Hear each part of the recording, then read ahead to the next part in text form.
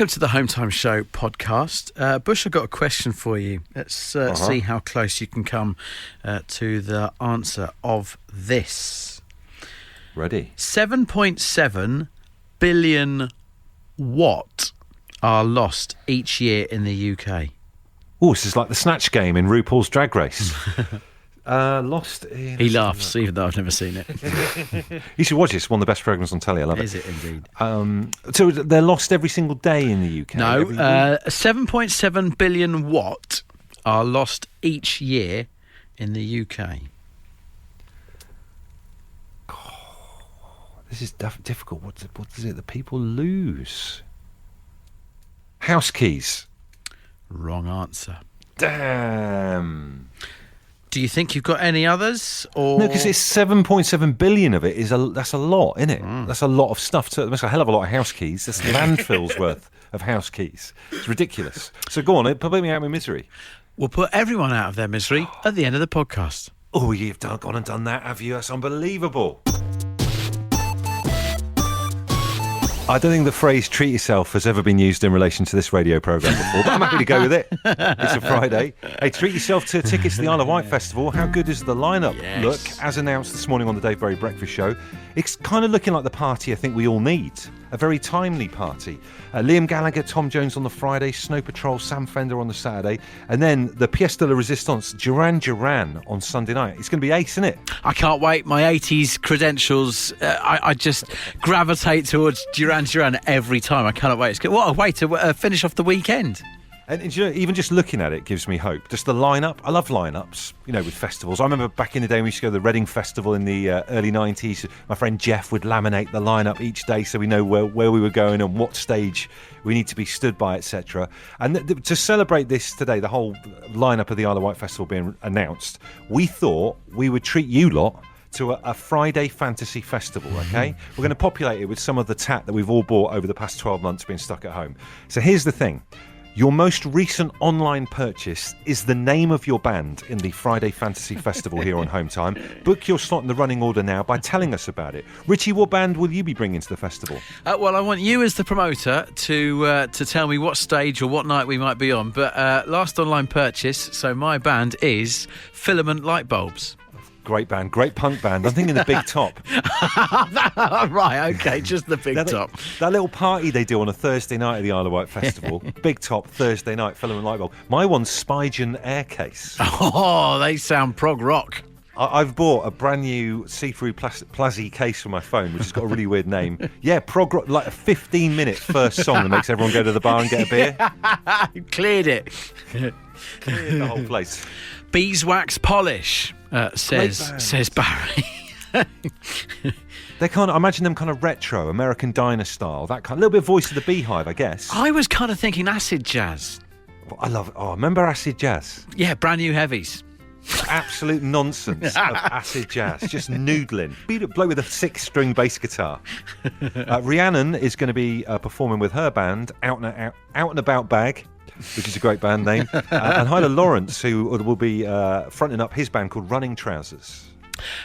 Dry roast peanuts, says Alan. He's performed. That's just get me hungry. Who's ordering dry roast peanuts online as well? Or as if you've got the self-control to wait a day and a half for them to arrive. Yeah, that's unbelievable. Or get up from the sofa just to have someone take a picture of you holding a cardboard box of dry roast peanuts at your front door. What an epitaph at the end of lockdown. That particular photo. Josh has just tweeted us. He is going to be performing with Mango Barocca and the Supplements. That's an old 60s band, surely. Some great stuff coming in. Mine's Spigen Aircase for my phone. Darren says, my band is Barber and the Dubbing, which sounds interesting. Heidi Gary, who's going to be fronting up a band called The Farm Shop Meat. Yes. Interesting. And then Rich Evans is going to be turning up, hopefully on the main stage with his band, Camping Induction Hob. He says they're a speed metal blues acid funk band. Jessica is promoting Chocolada Dark Egg. Says we're somewhat of a navel-gazing 90s band that imagines itself to be channeling the spirit of prog rock. Brilliant first album. Great band. Can't wait to see him. Chaz, who is your band? So they are Trampoline and the Cottage Capsules. Fantastic. It's what kind of music are you guys playing? I've read about you. You're really good. I reckon it's in the new age tent, something like that. I reckon it's a little bit kind of introspective. Yeah. Sounds a bit Rainbow Rhythms. A little bit Rainbow Rhythms? Definitely, yeah. They've got a bit of bounce to them, but then equally they perk you up, Trampoline and the Coffee Capsules. Don't do this, Richie. Don't turn it into this. Well done, Chaz. Thank you. John in Hampshire says, I'm currently listening to and looking forward to seeing them live. Iron Age Sword. They're a thrash heavy metal band from the early 80s. He then adds in brackets, I purchased one for my 8-year-old son's school project. Oh, wow. What a great bit of dadding that is. Yeah. Managing to snag an Iron Age Sword. Steve says, my band is the well-known metal band, Raw Iron Hinge. Maybe they're rivals to Iron Age Sword. Do you know what I mean? Like both come from the same town. It's your Blur and Oasis. It is, isn't it? Of the heavy metal. Mini Whisk, says Rachel in Liverpool. I'd see them as a little mix kind of thing. Mini Whisk. The original band was called Whisk, and then one member of Whisk, they broke up, set up a new band, couldn't use the same name, had to call it Mini Whisk. Shane in Kent says, festival bands from the last item I ordered would either be, and you can choose, 3-seater swing seat cover or underwater aquarium filter. Although he adds, I'm not sure I'd want tickets to either of them, to be honest. Hi to Mark in Milton Keynes, who's fronting a band called Medium Oak Stain. He says a folk band feeling that earthy vibe. And hi to Simon Froggatt as well, whose band is 45 Toilet Rolls, which he says is a bit like 21 Pilots. Not a good headliner, but could pad out the bottom of the bill. Thanks for that. Stu, who are you putting on the lineup? Yeah, the Briquettes. The Briquettes. Stu Reed and the Briquettes. Tell us about your band, Stu. Well, I had to buy we bought a pizza oven this week, so... So we're ready to try it out tomorrow night if the weather's all right. And my wife bought some briquettes. And then we're on the main stage, apparently. It escalated quickly. What kind of music do the Briquettes give us? I don't know. They're either mod or Motown. I can't make up my mind there. We're a bit of both. Fantastic. Well, we look forward to seeing you on the main stage at our Fantasy Festival. Thank you very much. Great stuff. Jealous of the pizza oven as well.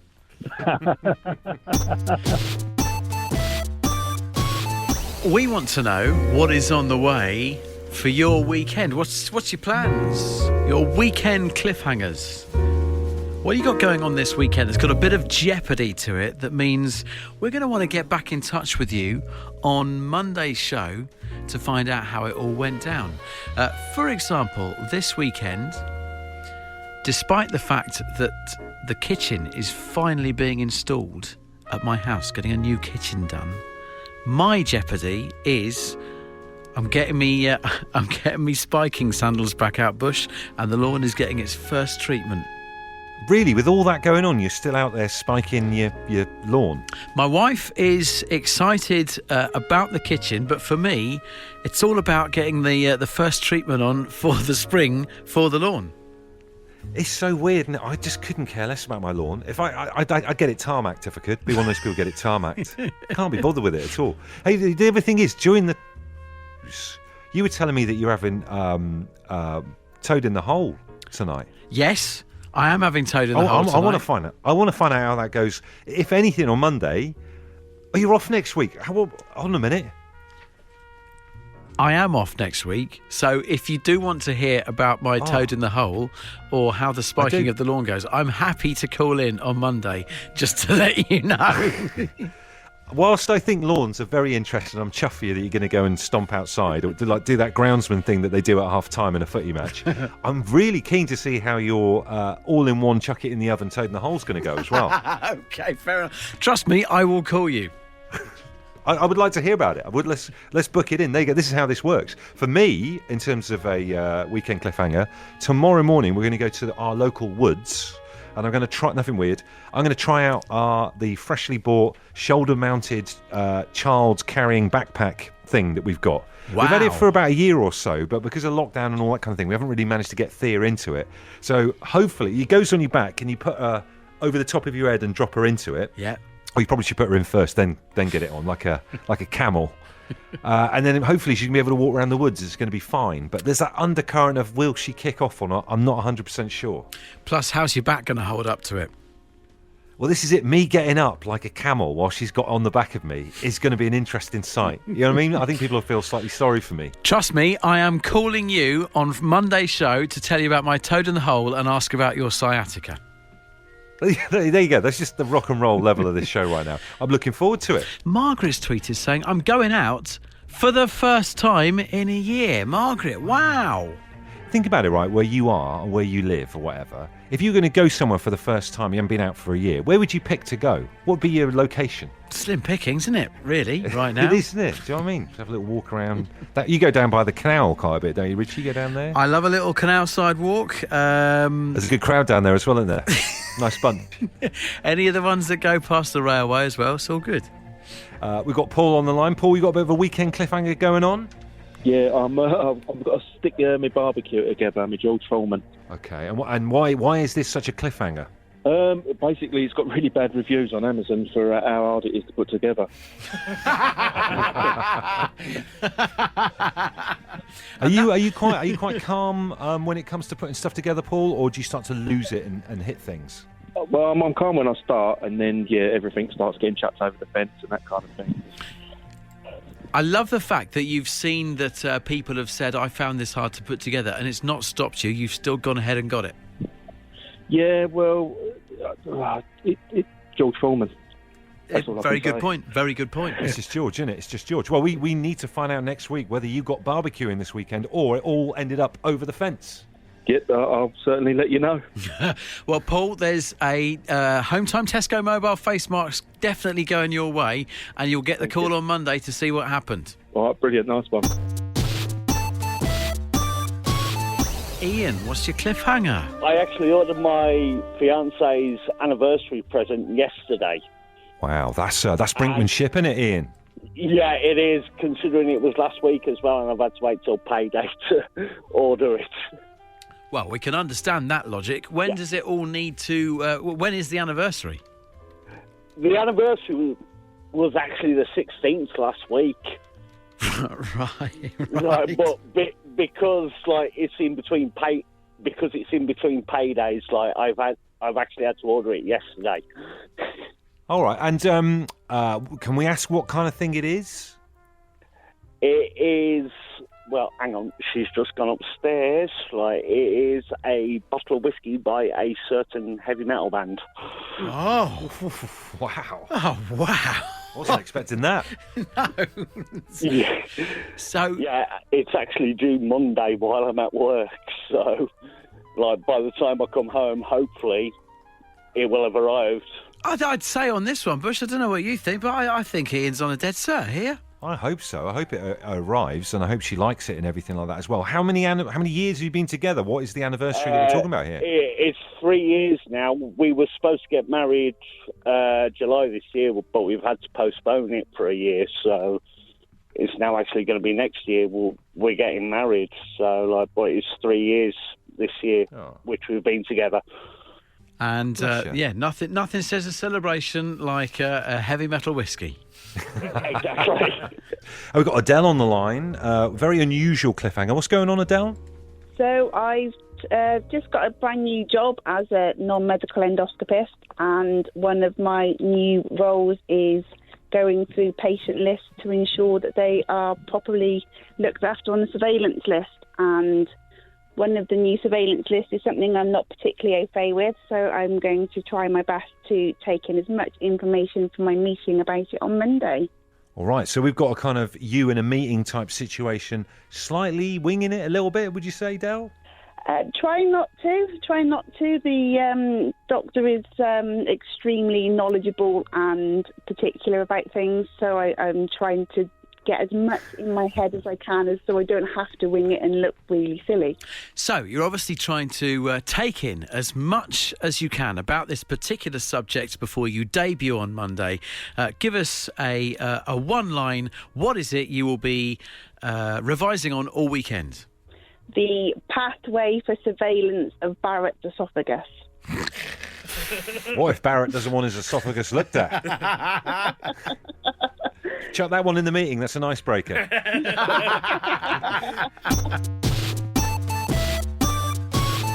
When I head home, there's an element of jeopardy at the moment. I live in Hertfordshire, and this is a really curious story, but it's absolutely genuine. A flock of 20 rhea birds are on the loose in Hertfordshire right now. Police have absolutely no idea where they have come from. Are you familiar with the rhea bush? That's a very leading question. I've never heard of a bird named like that before in my entire life. OK, spelt R-H-E-A, just in case you're wanting to Google image it. They come from South America. They can run at speeds of about 50 miles an hour. They're, I'd say, similar height of an ostrich. They're 5 foot tall and they can weigh about 20 kilos. They're scary-looking things. It's weird, isn't it? They look like... There's a certain collection of animals that aren't known for being scary, not like your tigers and your sharks and stuff like that, but there's something about them that is scary. Like, I'd say cows are in the same category. If you ever had to cut across a field, this might be hashtag Devon lad life, but if you've ever had to cut across a field and some cows come up to you, they actually can scare the bejesus out of you. And looking at this thing now, it does look like a slightly more angry ostrich. Well, 20 of them. There are 20 of these on the loose in Hertfordshire right now. They say they can attack dogs. Don't go near them. They can be aggressive if caught. The other thing they remind me of. Do you remember Bernie Clifton? It is a bit of that, isn't it? A little bit of that heyday of British entertainment. I'd love it if he's involved in this somehow. Been a good podcast. Enjoyed that edition. Just before we all go, do you have any other guesses, or do you want the answer as to 7.7 billion watt are lost each year in the UK? Is it something like heat from houses? Is it something a bit like that? No. Oh, okay then. I don't know. Peas. I wasn't. Do you know what? I'm going to get this slogan put on a T-shirt. I wasn't expecting peas. I was not expecting that. 7.7 billion peas are lost each year. On average, 5.3 peas fall off the fork and onto the floor during a meal. I can totally imagine that. They go everywhere, don't they, peas? They're an absolute pain in the backside. And also, I tell you where most of them go, is all of the packets rip when you put them in the freezer, and then they end up everywhere in the tray, don't they? Wind up. Well, Birdseye have got in touch, and they have sent a specially designed fork that is crossed with a spoon. It is a spork. And it is designed to hold peas and stop them falling off the fork. I would say to the people at Birdseye, they might want to just, have a little look at themselves at the moment and just see if they're working in the right direction with stuff. Do you know what I mean? They say that we've got to be ready for it because 2 in 3 Brits are planning on eating peas this Easter weekend, and they want to make sure that do not do any peas get. Do you know what this is like? Edwina Curry and the eggs thing. This is the great pea terror that they're going to put into people's lives that previously not really thought about. Do you know what I mean? This fork can hold 52 petit pois per mouth hold. I like the sound of that. Compared to your average fork, which only holds 9. Really? That's quite a big difference, isn't it? Yes, because it's got a bit of depth and girth to it. Well, I tell you what, I wasn't taking it seriously now until you told me them stats. That's game-changing, that, isn't it? 200 of them available to buy on the Petit Pois website. Birdseye, I take it all back. You've invented something really unique.